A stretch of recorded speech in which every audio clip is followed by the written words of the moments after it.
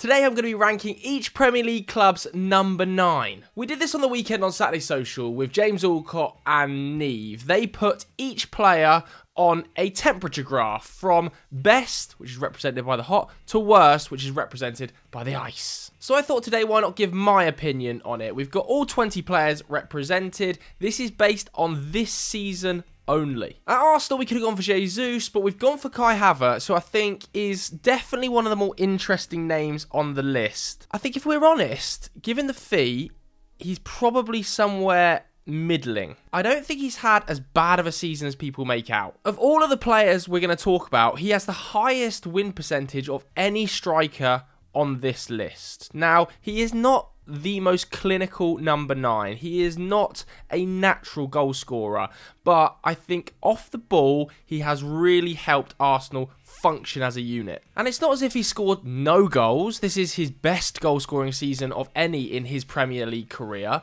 You know, he's touching 15 or so goal involvements, isn't he? And sure, he's played quite a lot of minutes, but some of those have also been as a midfielder. I think he will be upgraded in the summer. And then I look at that signing and think, okay, where does that leave them? Why did they sign him? But for now, I actually think he's had an alright season. Next up, we've got Ollie Watkins, who, you know, in 33 starts has, 19 goals, 12 assists. I mean, not only is he a goal-scoring machine whose finishing has improved no end this season, he's also this creative hub. As we saw at the weekend, when he's not on the score sheet, he is a machine at creating chances, bringing other players into the game.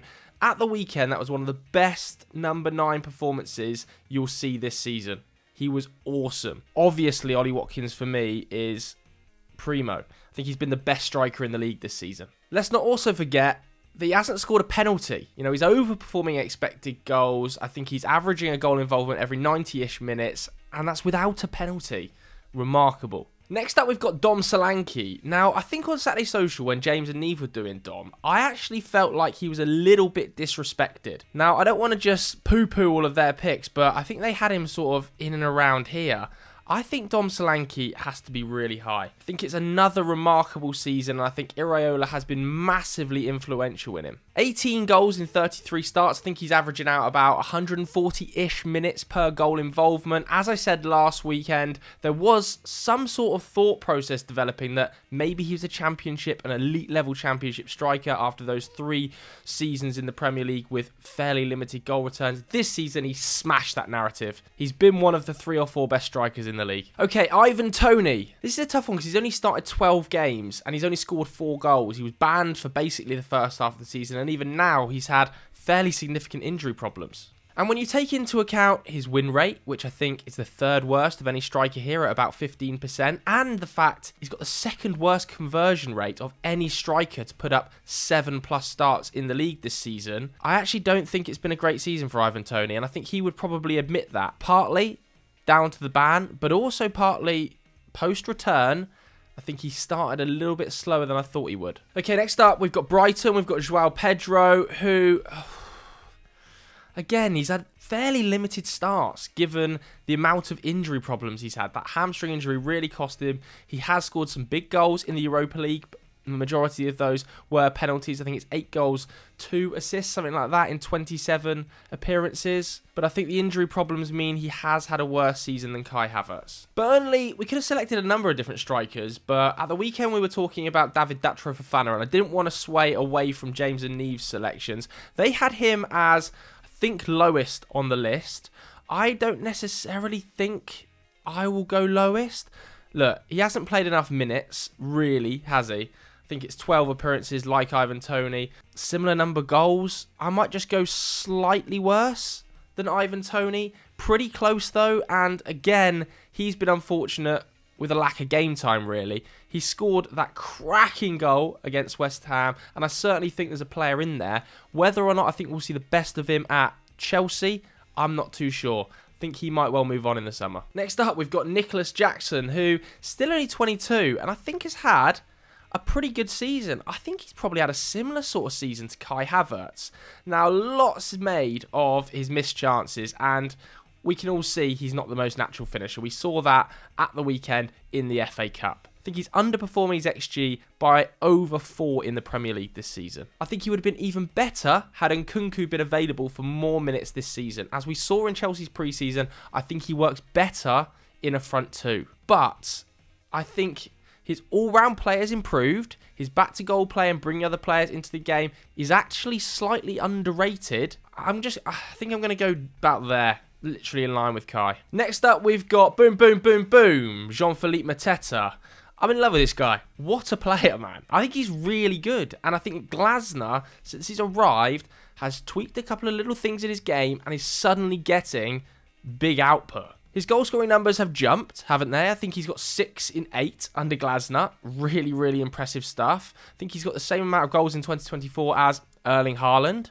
In the Premier League, anyway. Look, the first half of the season wasn't him at his best, and I think there were doubts as to whether he was the man to carry that Crystal Palace front line forward, but I think when you see him alongside Eze and Elise more consistently in this Glasner system, he looks really effective. I think he's been one of Crystal Palace's best players this season. So I think I'm going to move João Pedro down, because I think Mateta has had a better season than him, and I might, drop him in there. Has he had a better season than Havertz? I think Havertz's all-round play just puts him ahead of Mateta, but I think Mateta is often sort of talked about as this joke figure, and I really don't think he is. I think he's had a surprisingly good season, an underrated season, maybe not Kai Havertz has scored goals that are keeping Arsenal potentially in a title race, and not got the volume that Jackson's got, but he hasn't had the chance creation necessarily that Jackson's had, because Eze and Elise have spent so much time out injured. Next up, we've got Dominic Calvert-Lewin. It's just not been his season, has it? I think, if we're being honest here, you've got to have him at the bottom. He's got 5 goals, yes, but far and away the biggest XG underperformer of any striker in the league, really. I think he's underperforming his XG by 6. He's just had such problem with injury. Don't necessarily think he's the most natural fit for this Dyche system. And whenever he seems to score a goal or get on a bit of form, he picks up another injury. So I really hope next season and the back end of this season he can stay fit and find some form, because I think there is a good player in there. Next up, we've got Rodrigo Muniz, who obviously is the current holder of the Premier League Player of the Month award. Went on that sort of supernova run, and at 22 years old looks like a real find for Fulham. I think it's easy to forget that in the first half of the season, we were really seeing a little bit of a mini remontada for Raul Jimenez. Second half of the season has been all about Rodrigo Muniz, 8 goals and that assist as well. Don't think his first 90 minutes in the Premier League came until Boxing Day. So second half of the season, he's been really, really impressive. But he didn't really play any minutes in the first half of the season. I think you've got to take that into account. On form, he is fantastic. One of the on-form strikers in the league. But I think I'd probably put him around Mateta's level, to be honest with you. Just because he hasn't had the minutes that some other players on this list have had. You know, he started just 15 games this season. But I expect next season him to jump right up. All right, we're on to Darwin Nunez. This one's just so difficult, man. It's so difficult. Because he is just such an enigma. He scores goals. He actually does score goals. His win rate is exceptional. You know, when he's on the pitch, Liverpool are winning 67% of the games. And he's got the 3rd best minute-to-goal involvement ratio of any striker on this list. But his XG performance, again, underperforming by 4, missing big chances in crucial moments of games, has cost Liverpool dearly in this title run. I think maybe he's had a slightly better season than Nicolas Jackson, but very, very similar, these two players, I think, in terms of big chances missed and their all-round play. I think they really do contribute to their teams, but I think they need to be more clinical if their team is going to go to the next level. Next up, we've got Carlton Morris. I think I'm going to put him in and around here.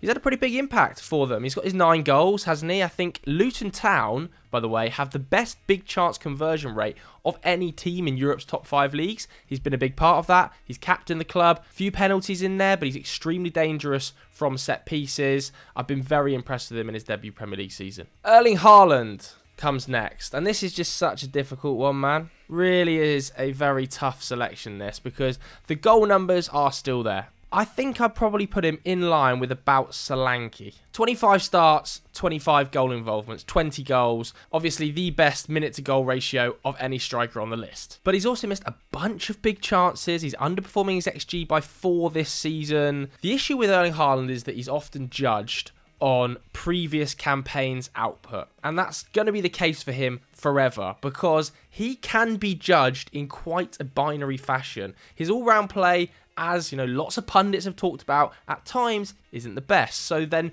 people revert to the fact he is a goal-scoring machine. So if he isn't at his absolute machine best, people absolutely hammer him. Now, I don't necessarily subscribe to that. I think some of his hold-up play is a little bit underrated. This chat of him being a League 2 player, I find a little bit comical. I think by expected assists this season, he's in the top 25 percentile of all European forwards. He's put up 5 Premier League assists. He does bring players into the game.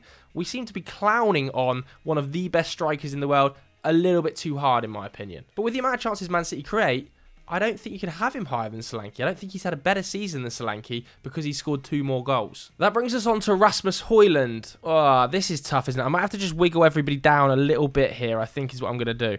Because I'm going to make room for Rasmus in and around that sort of realm. It's a difficult one, isn't it? Because he really doesn't get any service. In his 24 appearances in the Premier League this season, he's only taken 31 shots. That is extremely low for an elite number 9. And despite this, he is still overperforming his XG. It took him a little while to get going, but he did go on that excellent run, didn't he? Where I think he scored 7 in 7 Premier League games. That's dried up a little bit post-injury, and I think injury has been a factor in his debut season. But I still think there have been glimpses of a really top player there, especially in the Champions League and at times in the Premier League. I think if he was in a better team, Hojlund would look an absolute star. I don't think there's much to separate him and Nicolas Jackson in there, to be honest with you. He's younger than pretty much all of the players on this list. He's only 20 and he's in one of the most dysfunctional teams on this list. Manchester United, by expected points this season in the Premier League, are 16th. Let's talk about Alexander Isak next. I think I'm going to have him just ahead of Dom Solanke. His minutes to goal involvement ratio are better than Solanke. They're not as good as Erling Haaland's, but I think he actually has had a better all-round season than Solanke. Solanke has been amazing, not doubting that. I think he's been, like I said, one of the 3 or 4 best strikers in the league. But Alexander Isak, for me, has taken strides this season to superstar status potentially. He's got the 2nd best shot conversion in the league. I do think he is extremely clinical in the 1v1, but his all-round play, his dribbling, his hold-up ability have really improved in a totally injury-plagued and constantly changing lineup at Newcastle. Because for me, if he was on the market in the summer, which I don't think he will be, but if he was, there is no doubt that all of the world's best clubs would be trying to sign him. I'm very much like that. Let's go to Chris Wood then.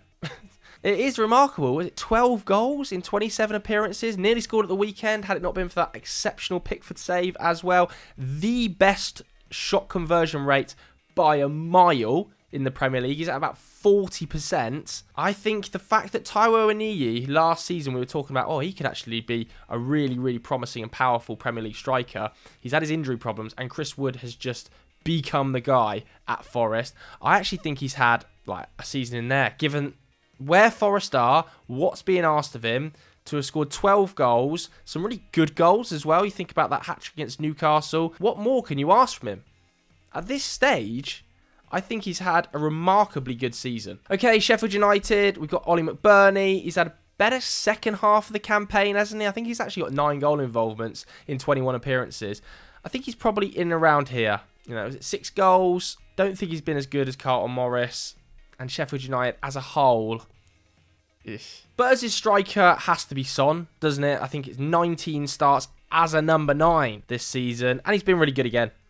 I don't think he's been Solanke good.